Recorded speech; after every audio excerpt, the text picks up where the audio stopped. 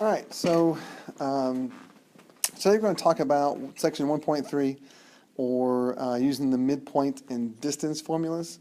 So the point behind today is when you finish this, you should be able to find the length of a segment in the coordinate plane. I would even add to this that you should be able to identify a midpoint or a segment bisector and know how to use those concepts to find lengths of segments. Okay? So we start. We need to know what a midpoint is. We'll start with a midpoint. And the midpoint is the point on the segment that divides the segment into two congruent segments. Lots of segments in there, but basically the word mid is in midpoint, middle, midpoint. So the midpoint is a point in the middle of a segment. Okay, so in this first box down here to the left, we've got M that's between A and B. If we know that M is the midpoint of AB, right here, then what that means is if M's in the middle, then that means the distance from A to M is the same as the distance from M to B. So since those distances or those lengths of those segments are equal, they're going to be congruent. And so if we know that M is the midpoint of AB, then we know that segment AM is congruent to segment MB. And we also know that the length of AM is equal to the length of MB. Okay. Now, midpoints are not the only things that can cut a segment in half. Segment bisectors can, and a segment bisector is a ray, line, segment, line, or plane that intersects the segment at its midpoint. Right? So for this first example here, a segment bisector is anything other than a point. I don't think this should say point. I mean, a point that intersects the segment at its midpoint doesn't make any sense. It's a ray, line, segment, line, or plane that intersects the segment at its midpoint. So here we've got line CD that's coming through and hitting this segment AB at M. So basically it's cutting this segment in half. Right? So CD is the segment bisector of segment AB. Then what we know is that segment AM and segment MB are congruent, and that the length of AM is equal to the length of MB. Okay? And so we can work with that. And we're going to use this idea along with segment addition postulate to simplify that a little bit, but to help us find different segment lengths. Okay? For example, here's a skateboard. And we have a couple of segments drawn on this skateboard, VW and XY. And what we know is that VW bisects XY. Now you got to stop and think about that for a second. It does so at T, and that's fine. But you got to stop and think about that for a second. VW bisects segment XY. Which segment has been cut in half? If you read that, VW bisects XY. Well, XY is the one that's being bisected, so XY is the one that's cut in half. And so those segments, XT and TY, are going to be congruent. Does this automatically mean that VW has been bisected, and therefore VT and TW are congruent? The answer to that is no. It does not mean that. It is entirely possible that a segment will bisect another segment, so it will it'll cut it in half, but not be cut in half itself. And this exaggerated example can show you that, where this segment AB has been cut in half, but this segment YZ has obviously not. Okay? So we have to be careful with what we assume when we talk about segment bisectors. Okay? So VW bisects XY means that XY is being bisected, and so that's the only one that's been cut in half.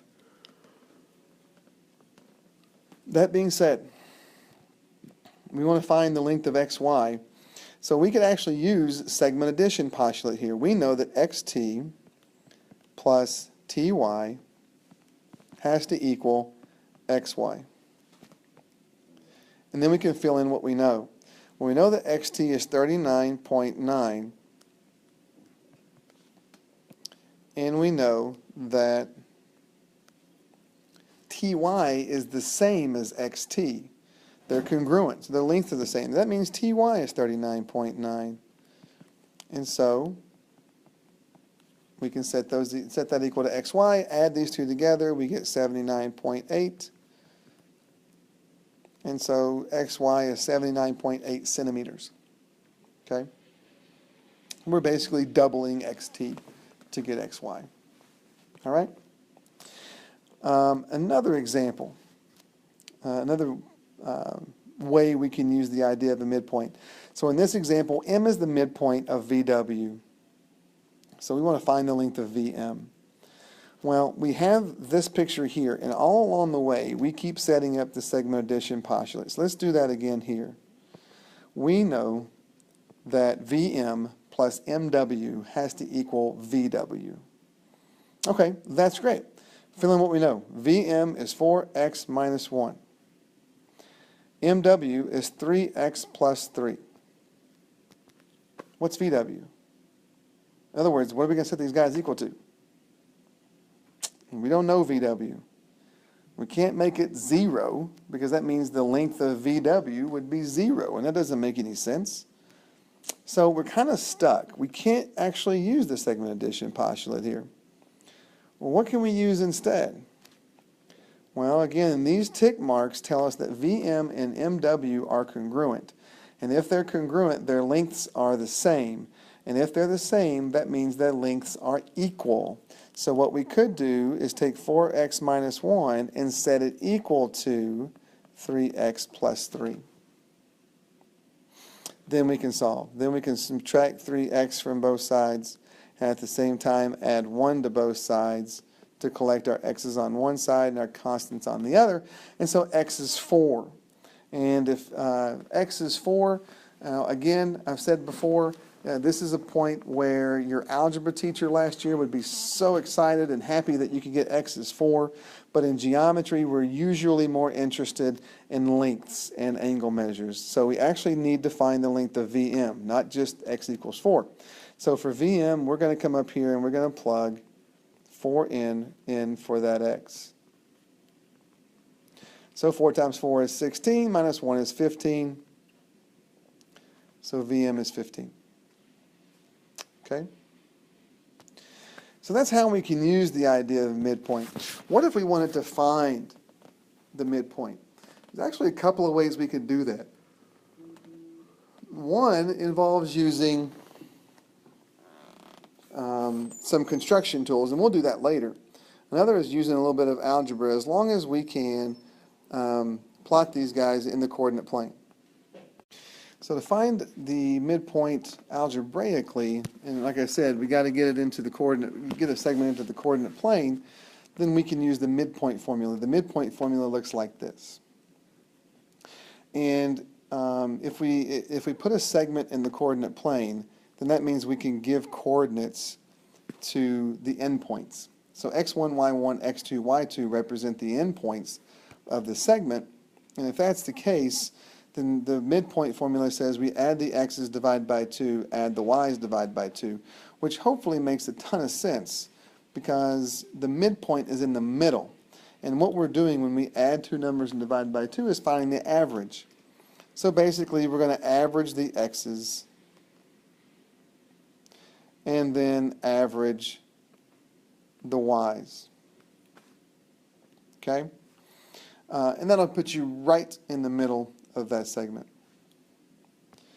So for example, we've got a segment here in the coordinate plane. We have the coordinates for those endpoints, and we want to find the coordinates for the midpoint. We want to know exactly where the midpoint is, and we want to locate it with coordinates. Well, if that's the case, then we understand that to find the midpoint, we average the x's. So we're going to add the x's divided by 2, and we're going to average the y's and divide by 2. And it doesn't really matter what order. It doesn't matter which point is point 1, which point is point 2. What really matters is that you understand that in a coordinate you have an x and a y. You know where to go to find your two x values. So here, the x values are 4 and 1, so 4 plus 1 divided by 2. And your y values are -3 and 2. oh, sorry, I said -3 and wrote -2, divided by 2. 4 plus 1 is 5, 5 over 2. -3 plus 2 is -1, -1 over 2. And so the midpoint is located at 5/2 comma -1/2. Okay. Piece of cake. Okay. We can also use the coordinates for the midpoint to help us find the coordinates of an endpoint. So, in other words, maybe we have a situation where we can model something where we put a segment in the coordinate plane and we can locate one of the midpoints, or sorry, one of the endpoints pretty easily at 1, 4. And we're able to locate the midpoint a little easier than the other endpoint, and that midpoint is at 2, 1. Then we can use this idea of the midpoint to help us find the other endpoint k. Now, we could get into the midpoint formula and try to do some algebra and find the coordinates of the other endpoint that way. But I think what's a little bit easier to do is to write this out so that j is 1, 4 and m is 2, 1. And think about the fact that k, use the idea of the midpoint. And the midpoint has to be in the middle. So if we consider the coordinates themselves, the x coordinates here, in order to walk from j to m, you have to add 1 to the x coordinates. Add 1 to the x coordinate. Well, in order for m to be in the middle, its x coordinate would have to be in the middle of j and k's also. So if I had to add 1 to get to m on the x coordinate, I'm going to have to add 1 to go from m to k for the y coordinate. And so for the x coordinate in k. So if I add 1 to, if I go 1 plus 1 to get 2 for the midpoint, 2 plus 1 is 3 for the endpoint k, and that's the x coordinate for k. And I'm going to apply the same principle for the y coordinate. In order to walk from here to here, we have to subtract 3. 4 minus 3 is 1. To walk from here to here, I've got to subtract 3 again. 1 minus 3 is -2, so that our y coordinate just becomes -2. And there we've used the midpoint, idea of the midpoint to find the other endpoint. Okay? Just do the same on both sides. All right? Now, since we're in the coordinate plane, we're going to stay there, and we're going to talk about how to find the length of a segment in the coordinate plane. Now, on our last homework, we had some vertical and horizontal segments that we could just use the ruler postulate for and count lines or subtract coordinates and find the length. Okay? Here, our segment is not vertical or horizontal, it's slanted. And so, in order to find that length, you have to understand that the length of this segment is the same as the distance from this point to the other point. And so what we use is what's called the distance formula. The distance formula actually comes from the Pythagorean theorem. If I wanted to walk from, let's call this point A and this point B. If I wanted to walk from point A to point B, and let's say I'm downtown Indy, I can't walk straight from A to B. What we do is we walk down so many streets and then over so many streets, or up so many streets and over so many streets, however you want to look at it. But we have to walk along the streets. Well, if we draw in the segment that represents the distance from A to B, we get this blue guy here, this slanted segment here. If I show the path to walk there, I've got to walk down so far and then walk over so far, and that creates a right triangle. And remember that the sides of a right triangle are governed by the Pythagorean theorem. The Pythagorean theorem, which says a squared plus b squared equals c squared. Where a and b are the legs, so this is a, this is b, and c is the hypotenuse. Okay, so what that means is if I can find the length of this leg A, I have to square it. And if I find the length of this side B, I have to square it, and then I have to add them together. And when I do that, they're going to equal the hypotenuse squared. And the hypotenuse squared is, again, the length of segment AB. So the question becomes, how do I find this distance? How do I find that length? Well, it's a vertical segment. And so again, the ruler postulate says that the x-coordinates are not going to change, but the y-coordinates are. Right? So that means all I've got to do is subtract the y's to find the difference, to find the distance. But then the Pythagorean theorem says I need to square it. And the same thing over here. If I want to find the length of this horizontal segment, then the y-coordinates are going to stay the same, and so I have to subtract the x-coordinates. And then the Pythagorean theorem says square it.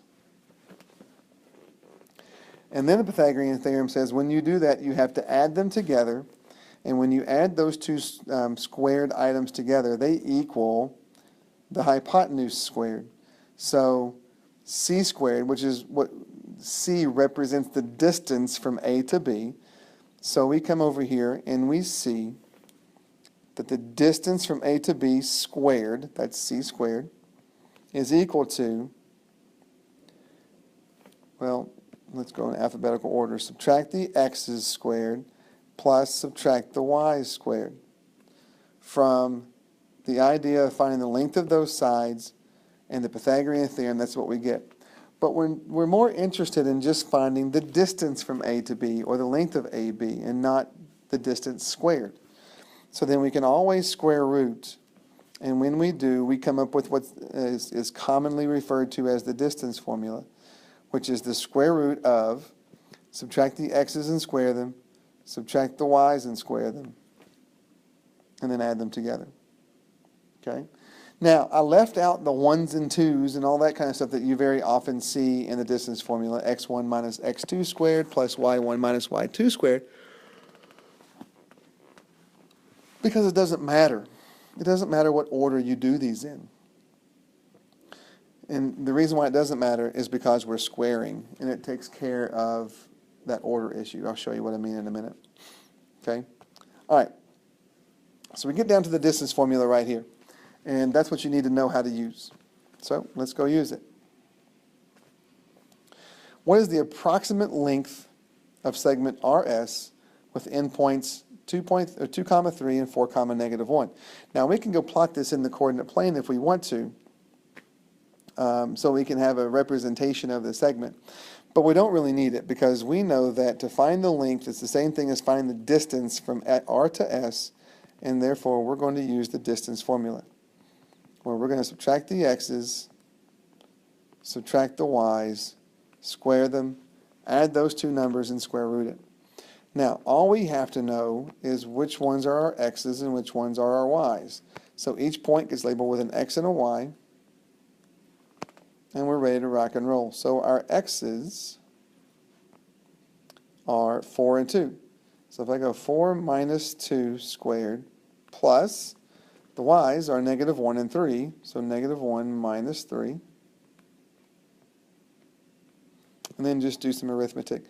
Now here's why the order of your x's do not matter. If you take 4 minus 2, you get 2. 2 squared is 4, right? If I flip those around because I decided to change the order, I get 2 minus 4, and that's -4.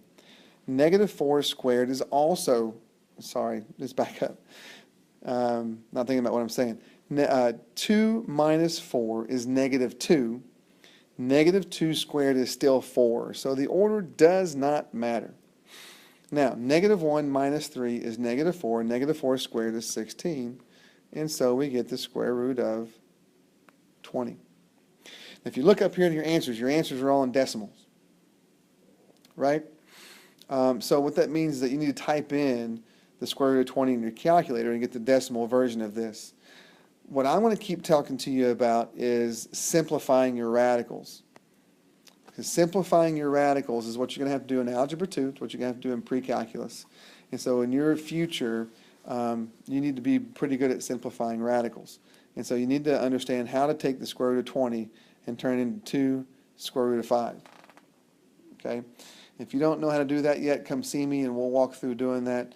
But in the meantime, if you do understand how to do that, then good. Just make sure that you're reducing your radical. Unless it's a multiple choice question and your multiple choice answers are in decimals, and then you can just use your calculator. Okay? But anyway, that's the distance formula. Okay? That's it. That's all there is to this particular section. So your homework's out in Canvas. Make sure you get that done and submitted before next class.